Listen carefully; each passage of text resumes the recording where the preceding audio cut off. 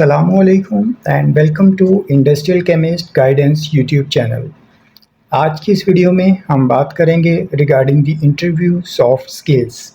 आप किसी भी पोजीशन के लिए इंटरव्यू देते हैं तो आपको इंटरव्यू से पहले कुछ चीज़ों का ख्याल रखना चाहिए ताकि आपकी जो सिलेक्शन है वो यकीनी हो सके। आप फ्रेश हो means having no experience of work, और चाहे आप एक्सपीरियंस पर्सन हो, इंटरव्यू की जो सॉफ्ट स्किल्स हैं आपके लिए इतनी ही ज़रूरी हैं जितना कि technical skills required as per your qualification और the nature of the job.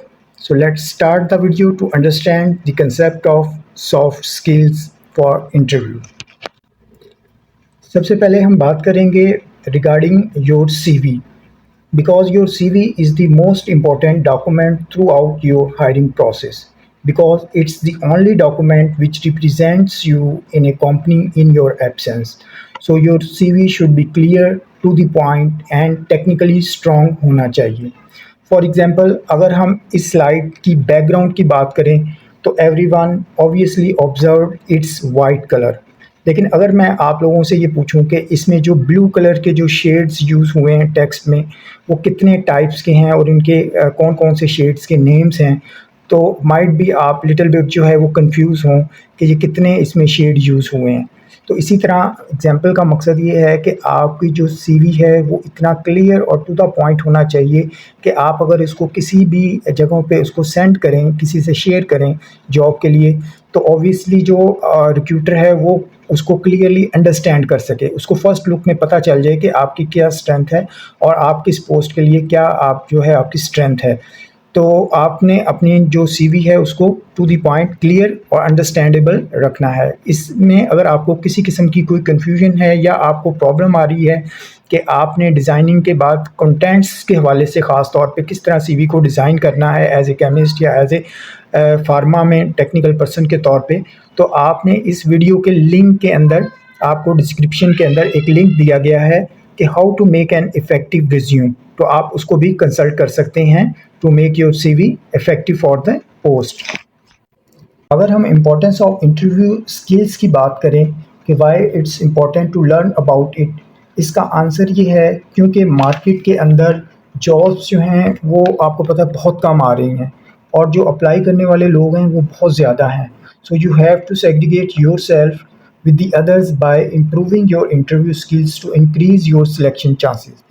तो आपकी जितनी ज़्यादा आपकी जो है स्किल्स वो इम्प्रूव होंगी, आपका कॉन्फिडेंस बिल्डअप होगा, तो डेफिनेटली जब इंटरव्यू में आप अपीयर होंगे तो आप रिक्रूटर को उतना ही ज़्यादा इम्प्रेस कर सकेंगे और ये प्रूव कर सकेंगे कि you are the right person for that particular job. So that's why you have to learn the soft skills for your survival.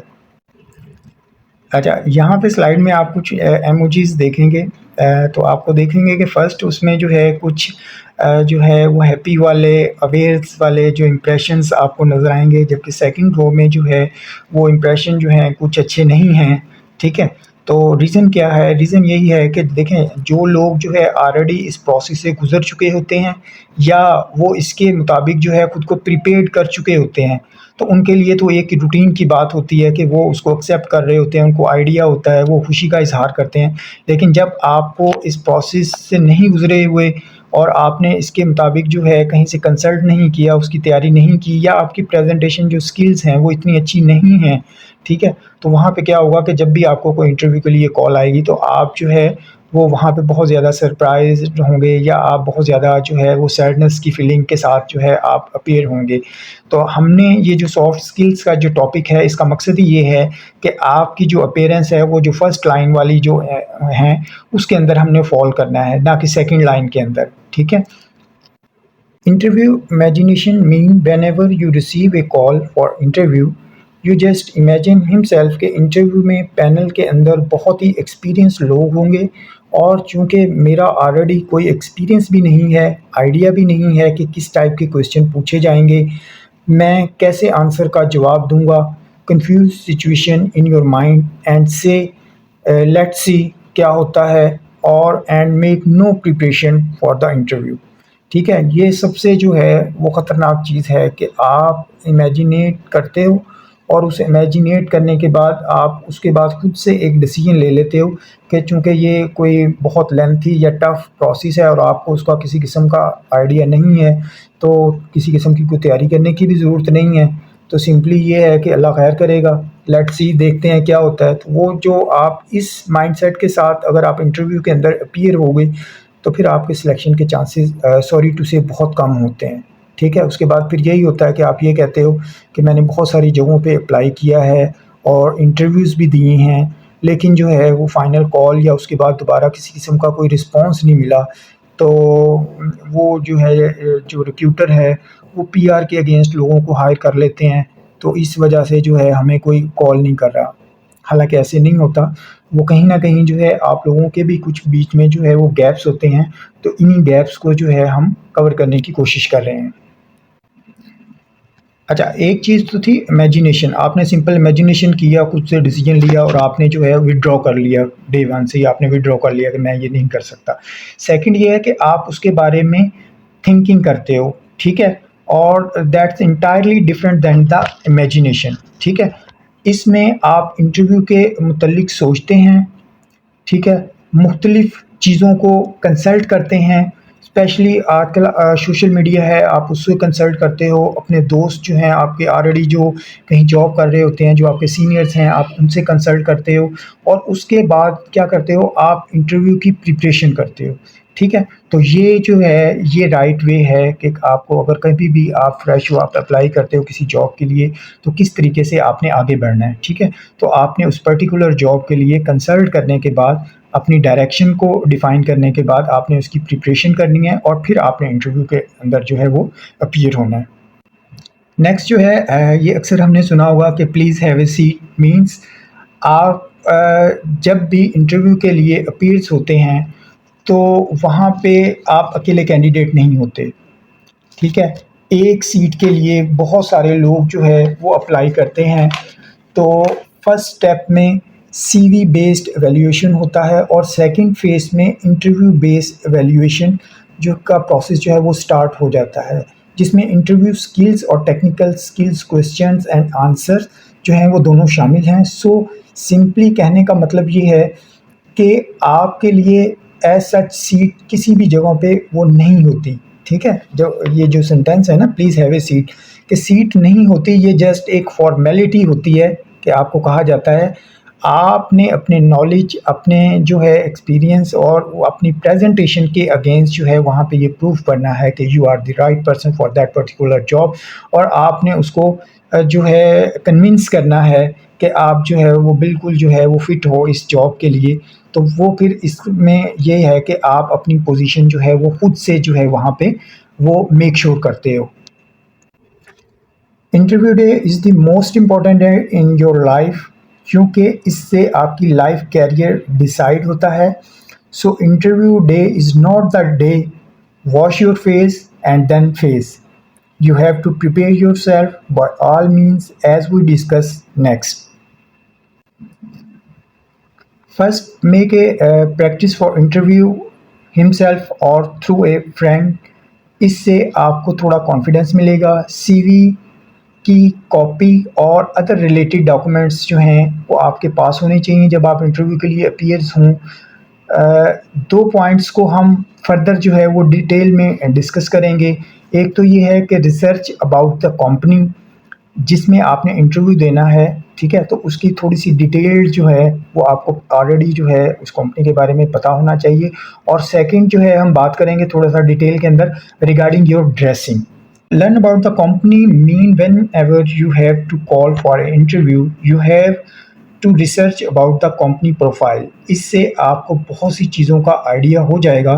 For example it's allopathic, nutraceutical और veterinary unit and when awareness about specific dosage form like tablet, capsule, oral, liquid, IV, ठीक है? तो ये सारे जब कुछ questions हैं जो लोग थोड़े से एक्सपीरियंस रखते हैं उनको इन चीज़ों का आइडिया होगा कि इससे क्या होता है कि आपने जब इंटरव्यू की जब तैयारी करनी है ना, तो डेफ़िनेटली जो आगे वाला जो आपसे क्वेश्चन पूछेगा उसमें चांसेस यही होते हैं कि जो ऑलरेडी वो वर्किंग कर रहे हैं, जो डोज़ेज फ़ॉर्म उनके पास ऑलरेडी बन रही हैं, जो प्रोडक्ट्स उसके पास बन रही हैं, तो उसी से रेलेवेंट्स जो है आपको इंटरव्यू में टच किया जाता है, ठीक है?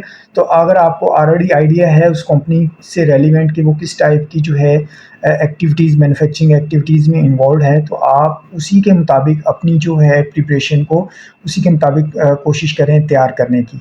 तो इससे क्या होगा कि आपके जो चांसेस हैं वो थोड़े-से ज़्यादा हो जाएँगे कि कोई ना कोई कुछ क्वेश्चन ऐसे आ जाएँ कि जो ऑलरेडी आप जिनकी प्रिपरेशन करके गए और वही आपसे पूछे जाएँ, तो आप फुली कॉन्फिडेंस के साथ जो है उसको आंसर कर सकें। तो इसका एक बहुत अच्छा इम्पैक्ट जो है वो आपके इंटरव्यू पे पड़ेगा। सेकंड पॉइंट जो हमने प्रीवियस बात की थी, हम बात करेंगे वो है आपकी ड्रेसिंग से रेलेवेंट, ठीक है? तो इसमें यही है कि जब कभी भी आपने इंटरव्यू के लिए अपीयर्स होना है, तो इंटरव्यू में अपीयर होते वक़्त आपने जो ऑफ़िशियल जो एक ऑफ़िस की जो ड्रेसिंग लुक होती है, उस तरीके से आपने वहाँ पे जाना है। यहाँ पे भी आप कुछ प्रेज़ेंटेशन में भी आपको आइडिया हो जाएगा देखने से, ठीक है? तो आपने जो स्टूडेंट लाइफ़ है, उसके मुताबिक नहीं जाना कि आपने टी-शर्ट पहनी हो या आपने जीन्स की पैंट पहनी हो, तो इस तरह का अपना हुलिया जो है वो नहीं करना, बल्कि आपने उसको प्रोफ़ेशनली अब आप लाइफ़ के अंदर जो है वो एंटर होने जा रहे हैं, तो आपने अपनी ड्रेसिंग को उस हवाले से जो है वो अडॉप्ट करना है। और इसमें डेफ़िनेटली जो सीज़नल है, सीज़न का भी आपने ख़्याल रखना है, इसमें ज़रूरी नहीं है कि आप सूटेड होके ही इंटरव्यू के लिए जाएँ, ठीक है? अगर वो समर सीज़न है, तो समर सीज़न के हिसाब से आपने सिंपल अपनी जो है वो ड्रेसिंग करनी है और अगर वो जो है विंटर का है, तो उसमें आप जो है उसके हिसाब से अपनी ड्रेसिंग को चेंज कर सकते हैं। तो कहने का मकसद ये है कि आपने जो है वो प्रोफ़ेशनल लुक के साथ जो है आप जो है वो आपकी लगे कि आप जो है मैच्योर पर्सन हो और आप इस जॉब के लिए सीरियस हैं और आप काम करना चाहते हैं। अच्छा, अब जो है हम बात करेंगे कुछ ऐसे पॉइंट्स हैं जो बहुत ज़्यादा इम्पोर्टेंट होते हैं जब भी आप किसी भी इंटरव्यू के लिए अपीयर्स होते हैं। इसमें ये नंबर 1 तो ये है कि आपने जब भी इंटरव्यू के लिए अपीयर होना है, तो एटलीस्ट 15 मिनट्स जो है आपने पहले वहाँ पे जाना है, ठीक है? नंबर 2 है ड्रेसिंग की हम ऑलरेडी बात कर चुके हैं। आपने थर्ड जो है अपने पोलाइट वे के साथ जो है वहाँ पे बिहेव करना है, फॉलो एवरी इंस्ट्रक्शंस, ठीक है? और आपने जो शेक हैंड करना है वो प्रॉपर करना है, वो आपके कॉन्फिडेंस लेवल को जो है वो रिप्रेज़ेंट करता है और आपने जो बिहेव करना है ओवरऑल वो नेचुरल होना चाहिए, उसमें किसी किस्म का ऐसे नहीं होना चाहिए कि आप जो है वो जो है उसको कर रहे हैं चीज़ों को, ठीक है? तो रिज़्यूम की हम ऑलरेडी बात कर चुके हैं आपकी और ड्रेसिंग पे भी हम बात कर चुके हैं, ठीक है? तो ओवरऑल ये कुछ पॉइंट्स हैं जिसका आपने ख़्याल रखना है। इसमें से कुछ पॉइंट्स को जो है हम फर्दर डिस्कस भी करेंगे ताकि आपको उसमें क्लैरिटी हो सके। लास्ट स्लाइड में हम बात की थी कि आपको एटलीस्ट 15 मिनट पहले इंटरव्यू की जगह पे पहुंच जाना चाहिए ताकि आप थोड़ा-सा रिलैक्स हो सकें और it's a positive approach as compare to कि आप जो है वो वहाँ पे लेट जो है वो टाइम के साथ पहुँचे और उसके बाद जो है आप ये एक्सक्यूज़ करें कि sorry sir I am late, ठीक है? उससे क्या होता है कि देखें जो मैनेजमेंट होती है, जो इंटरव्यू होते हैं, जो कंपनीज़ होती हैं, उन्होंने ऑलरेडी जो है वो पूरा एक प्लान किया होता है। वो डे फाइनल किया होता है, वो टाइम्स फाइनल किया होता है कि इस टाइम के अंदर हमने कितने लोगों को इंटरव्यू कंडक्ट करने हैं, ठीक है? तो अगर क्या होगा कि आप लेट होंगे तो जो ऑलरेडी जिसका टाइम होगा तो वो सारा जो टाइम है वो डिस्टर्ब हो जाता है। तो वो आपका इंटरव्यू तो सम टाइम जो है वो कंडक्ट हो जाता है, लेकिन वो जो मेंटली तौर पे जो मैनेजमेंट जो होती है, जो रिक्रूट आपको कर रहे होते हैं, वो डिस्टर्ब होते हैं और वो इस चीज़ को जो है वो नेगेटिव लेते हैं कि अगर आप 1 दिन के लिए टाइम पे नहीं पहुँच सके, तो अगर हम आपको जॉब ऑफ़र करते हैं, आपको हायर कर लेंगे, तो ये जो पर्टिकुलर पर्सन है, ये किस तरीके से जो है अपने टाइम को जो है वो मैनेज करेगा, ठीक है? तो इस वजह से जो है हमेशा कोशिश करें आपको जहाँ से भी इंटरव्यू की कॉल आए कि आप जो है वो टाइम पे जो है 10-15 मिनट पहले वहाँ पे पहुँचे और ताकि आप वहाँ के एनवायरनमेंट से और वहाँ से आप थोड़े-से रिलैक्स हो सकें।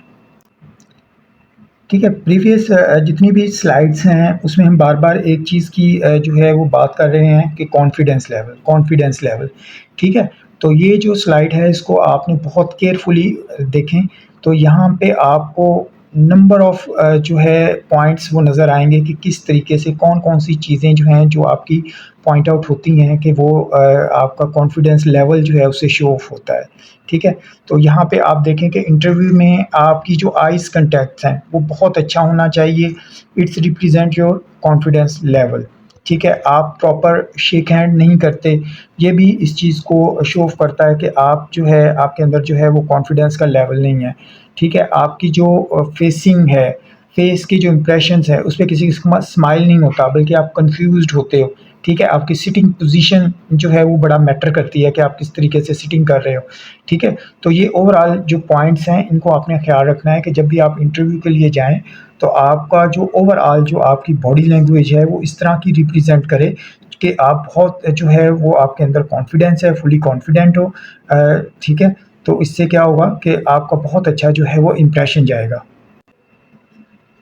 अब हम कुछ जनरल क्वेश्चंस की बात करेंगे कि which mostly the part of your interview. ठीक है, चांसेस होते हैं कि ये तकरीबन जो भी कोई इंटरव्यू होता है तो उसमें आपके इस तरह के जनरल क्वेश्चन जो है पूछे जाते हैं। तो सबसे पहले जो फर्स्ट वन जो है जनरल क्वेश्चन, अगर हम इसकी बात करें तो वो ये है कि मोस्टली आपसे कहा जाता है कि सेल्फ इंट्रोडक्शन। ठीक है, इंट्रोड्यूस योर सेल्फ।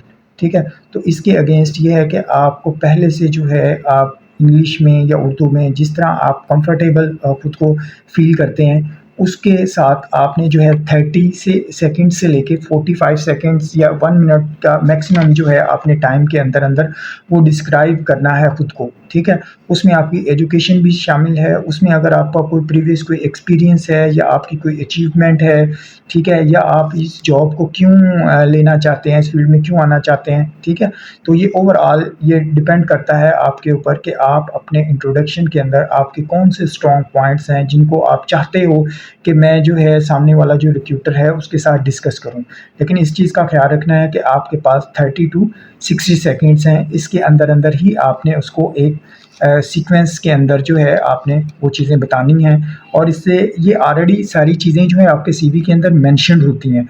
सिर्फ पूछने का मकसद ये होता है कि दूसरा बंदा आपको जज कर रहा होता है कि ये बंदा जब प्रेजेंटेशन दे रहा है, बोलने के अंदर इसकी जो प्रेजेंटेशन है वो किस तरीके से है। ठीक है, इसकी स्किल्स कैसी हैं, तो और इसका लेवल, कॉन्फिडेंस लेवल किस उसका है।